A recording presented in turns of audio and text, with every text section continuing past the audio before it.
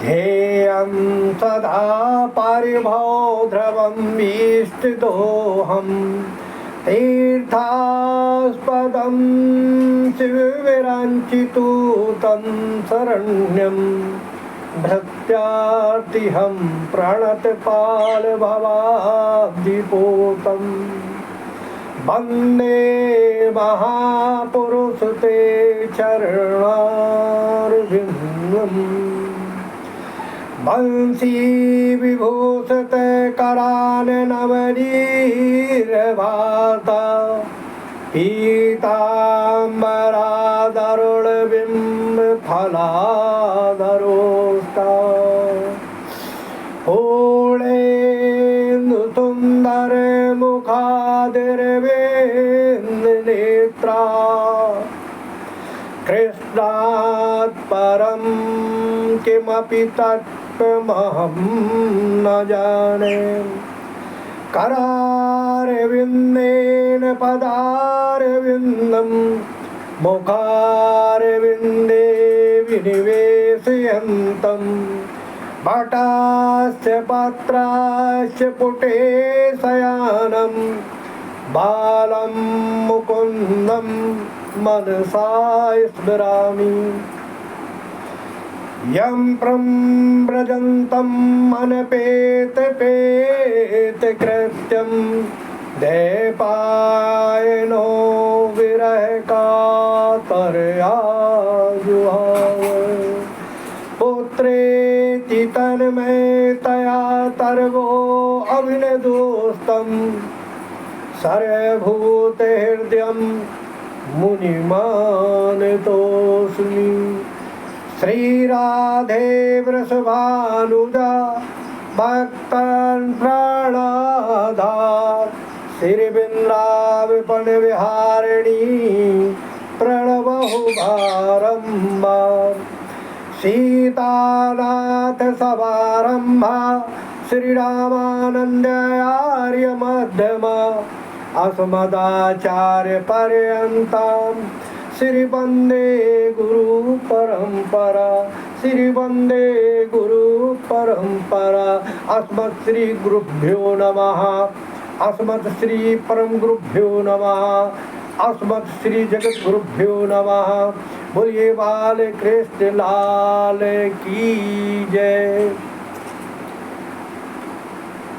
आइए कल की कथा में हम सब लोगों ने श्री भगवान कृष्ण का और रुक्मिणी मैया के विवाह के संदर्भ में चर्चा किया और आज जो है भगवान के और भी विवाहों के संदर्भ में चर्चा करेंगे। श्री सुखदेव भगवान कहते हैं कि भगवान का और भी विवाह हुए और एक विवाह जो है भगवान का भालू की बेटी के साथ में हुआ। यह सुनकर के महाराज परीक्षित को जो है हंसी आ गई। उन्होंने कहा गुरुदेव, भालू की बेटी के साथ में विवाह, ये कैसे संभव है? तो महाराज परीक्षित जिज्ञासु हैं, उनके मन में जिज्ञासा है और इसी तरीके से हम सब लोगों के मन में जिज्ञासा रहना चाहिए। भगवान के नाम का हम सब स्मरण करते रहें, जिससे हमारे जीवन का कल्याण हो जाएगा। संत जन कहते हैं, हमारे साथ श्री रघुनाथ तो किस बात की चिंता, हमारे साथ श्री रघुनाथ तो किस बात की चिंता, शरण में रख दिया जब माथ तो किस बात की चिंता, हमारे साथ श्री रघुनाथ तो किस बात की चिंता। किया करते हो तुम दिन रात क्यों बिन बात की चिंता। मेरे स्वामी को रहती है तेरे हर बात की चिंता। हमारे साथ श्री रघुनाथ तो किस बात की चिंता। न खाने की न पीने की न मरने की न जीने की। न खाने की न पीने की न मरने की न जीने की। रहे हर श्वास में भगवान के प्रिय नाम की चिंता। रहे हर श्वास में भगवान के हर नाम की चिंता। हमारे साथ श्री रघुनाथ तो किस बात की चिंता। विभीषण को अभय वर दे दिया। विभीषण को अभय वर दे दिया लंकेश पल भर में। विभीषण को अभय वर दे दिया लंकेश पल भर में। उन्हीं का कर रहे गुणगान तो किस बात की चिंता। हमारे साथ श्री रघुनाथ तो किस बात की चिंता। हुई है दास पर कृपा बनाया दास प्रभु अपना। हुई है दास पर कृपा बनाया दास प्रभु अपना। उन्हीं के हाथ में अब हाथ तो किस बात की चिंता। उन्हीं के हाथ में फिर हाथ तो किस बात की चिंता। हमारे साथ श्री रघुनाथ तो किस बात की चिंता। शरण में रख दिया जब माथे तो किस बात की चिंता। हमारे साथ श्री रघुनाथ तो किस बात की चिंता। बोलिए बाल कृष्ण लाल की जय। तो मूकं करोति वाचालं पंगु लंघते गिरिम यत् कृपा तहम वंदे परमानंद माधवम। आपको विश्वास करना पड़ेगा तो जीवन में कल्याण हो जाएगा। यही परिस्थिति परीक्षित अपना लक्ष्य करके और निरंतर श्रवण को जो है भागवत की कथा श्रवण कर रहे हैं और सत्संग में लगे रहते हैं। तो आगे श्री सुखदेव जी महाराज परीक्षित से कहते हैं कि परीक्षित, द्वारका में एक सत्राजित नाम के राजा रहते थे। बड़े ही भक्त थे। उन्होंने श्री सूर्य नारायण भगवान की तपस्या किया और श्री सूर्य नारायण भगवान ने उन्हें प्रसन्न होकर के और एक मणि प्रदान की, जिस मणि का नाम सेवंतक मणि था। वह मणि सत्राजित महाराज को प्रतिदिन 8 भार सोना दिया करती थी। 8 भार यानी 2.25 कुंटल। 2.25 कुंटल स्वर्ण प्रतिदिन वह मणि देती थी, जिसका सत्राजित उपयोग करते थे और अपने राज्य का वैभव बढ़ाते थे। एक दिन भगवान ने द्वारकापुरी में अपनी संसद में एक सुधर्मा सभा बुलाया। उस सुधर्मा सभा में सभी जगह के राजा महाराजा आए और महाराज सत्राजित भी आए। महाराज सत्राजित जो है मणि पहन करके आए, सेवंतक मणि को अपने गले में धारण करके आए और सुधर्मा सभा में बैठे। सभी मंत्रीगण बैठे हुए थे। तब संसद में एक प्रस्ताव रखा गया कि महाराज सत्राजित के पास में जो सेवंतक मणि है वो मणि जो है राजकोष में जमा करा दी जाए। ताकि उससे लोगों का कल्याण हो सके।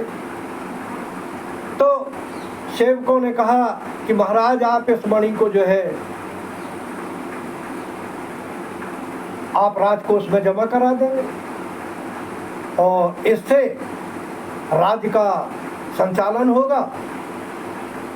आपको जब भी स्वर्ण की आवश्यकता हो तो आप आकर के राजकोष से स्वर्ण ले लिया करें और अपने राज्य का संचालन करें। परंतु यह बात जो है सत्राजित को नहीं भाई और सत्राजित ने सेवंतक मणि देने से मना कर दिया। कुछ समय के बाद सभा समाप्त हुई और सभी लोग अपनी अपनी जगह से उठ करके और अपनी अपनी जगह में चले गए। महाराज सत्राजित अपने राज्य में आए और 2-4 दिन व्यतीत हो जाने के बाद एक दिन सत्राजित के भाई जो प्रसेन थे उन्होंने कहा कि भैया यह मणि हमको दीजिए, हम भी पहन लें, हमारे दोस्त यार कहते हैं कि तुम्हारे यहाँ मणि है। तो भाई ने जो है प्रसेन को मणि दे दिया। मणि पहन करके प्रसेन जो है और जंगल में शिकार खेलने के लिए गया। वहाँ पर एक शेर ने प्रसेन के ऊपर आक्रमण कर दिया और प्रसेन को मार डाला और वह मणि जो थी एक चमकीला पत्थर था, वह पत्थर वहीं पर गिर गया।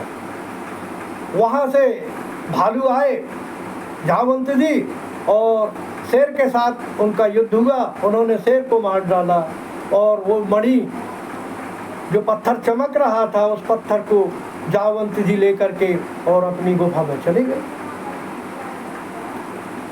जावंती जी ने सेवंतक मणि को अपनी पुत्री जावंती को दे दिया। यहाँ पर महाराज सत्राजित ने विचार किया कि मेरा भाई मुझसे मणि लेकर के गया था और अभी तक वापस नहीं लौटा।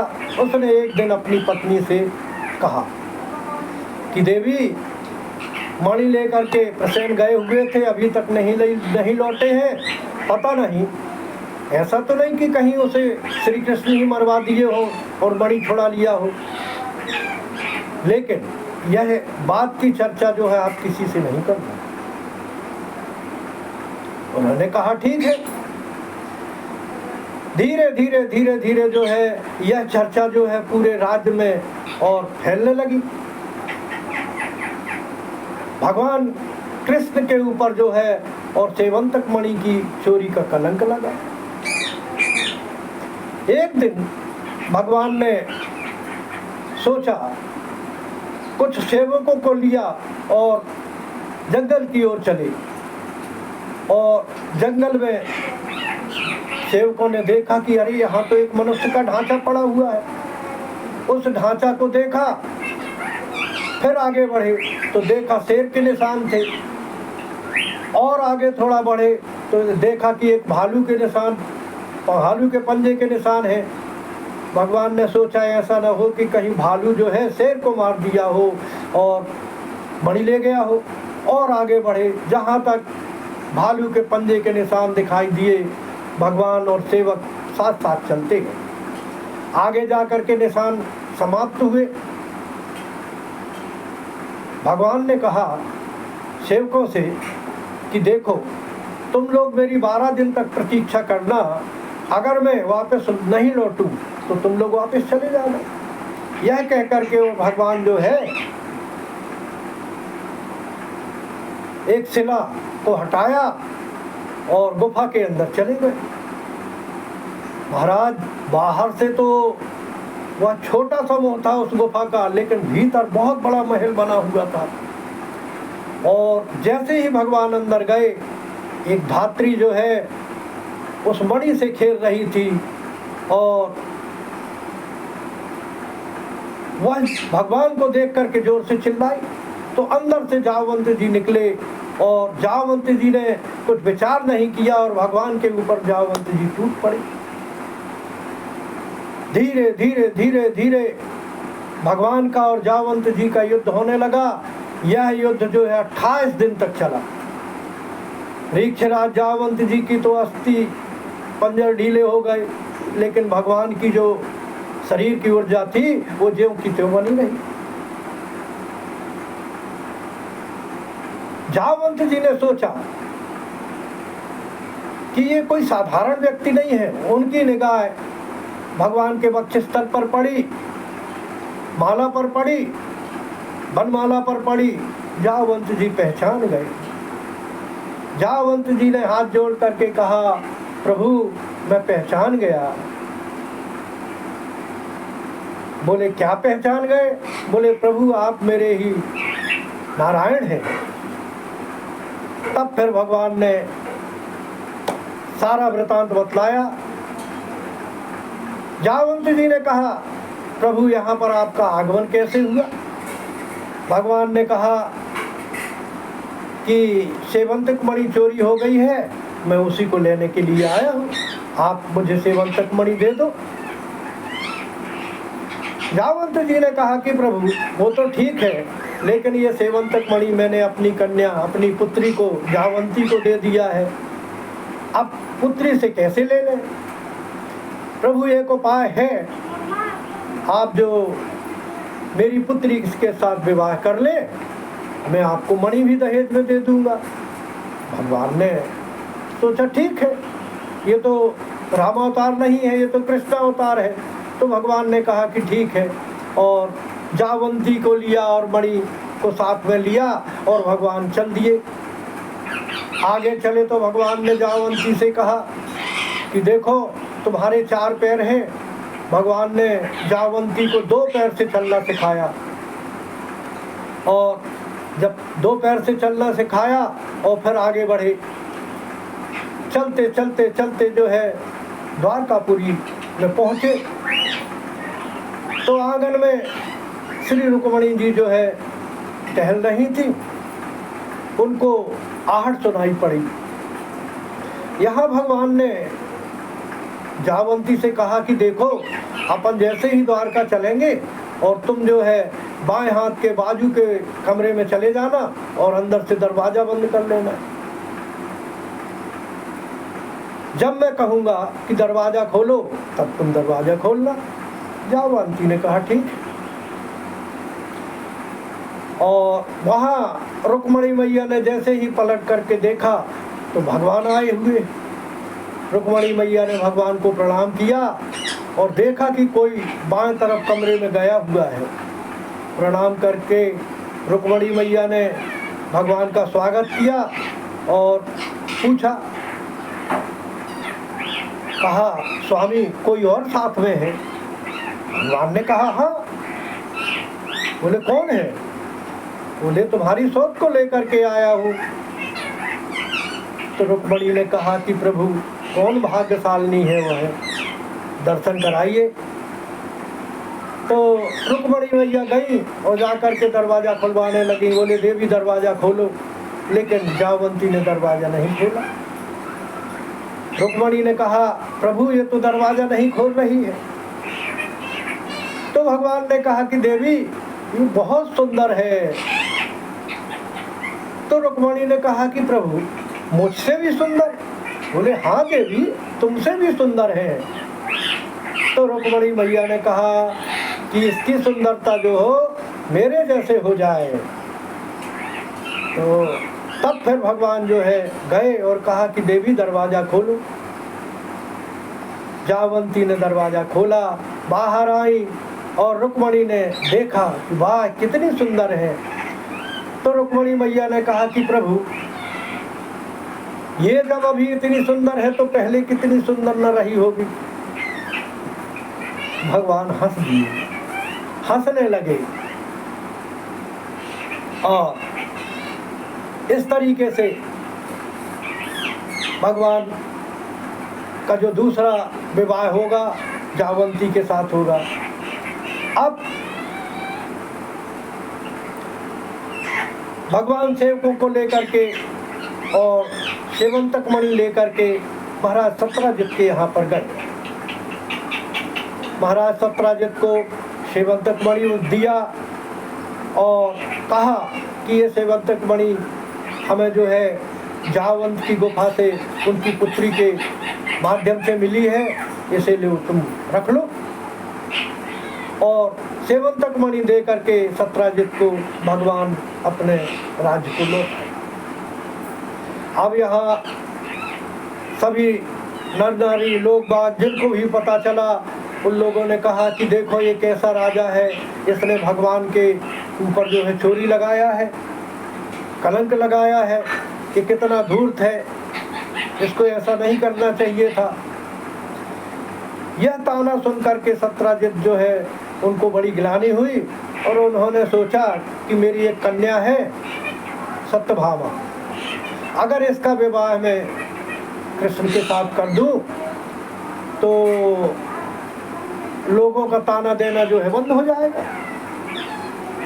और एक दिन सत्राजित महाराज जो है कृष्ण के पास में गए और कहा कि आप मेरी बेटी के साथ विवाह कर ले। भगवान ने कहा ठीक है। तो सत्राजित ने कहा कि ये सेवंतक मणि भी मैं आपको दे दूंगा। भगवान ने कहा देखिए विवाह तो हम कर लेंगे लेकिन यह मणि हम नहीं लेंगे। बोले क्यों नहीं लेंगे? मैंने तो अपना संकल्प किया है कि जब मैं बेटी की शादी करूंगा तो ये मणि जो है बेटी को दहेज में दे दूंगा। भगवान ने कहा ठीक है, जब हमें आवश्यकता होगी हम इस मणि को ले लेंगे, अभी आप इस मणि को अपने पास रखें। सत्राजित ने कहा ठीक है। अब सत्यभामा जी आई, यहाँ जावंती जी थी, दोनों का एक मंडप गड़ा और दोनों सत्यभामा और जावंती और फिर विवाह हुआ। और इस तरीके से दोनों के साथ भगवान का विवाह होता है। लेकिन जो दूसरी पटरानी का स्थान मिला वो सत्यभामा मैया को मिला, क्योंकि सत्यभामा है भूदेवी, इसलिए उनको जो है दूसरी पटरानी बनने का सौभाग्य मिला और तीसरी पटरानी जावंती बनी। बोलिए बाल कृष्ण लाल की जय।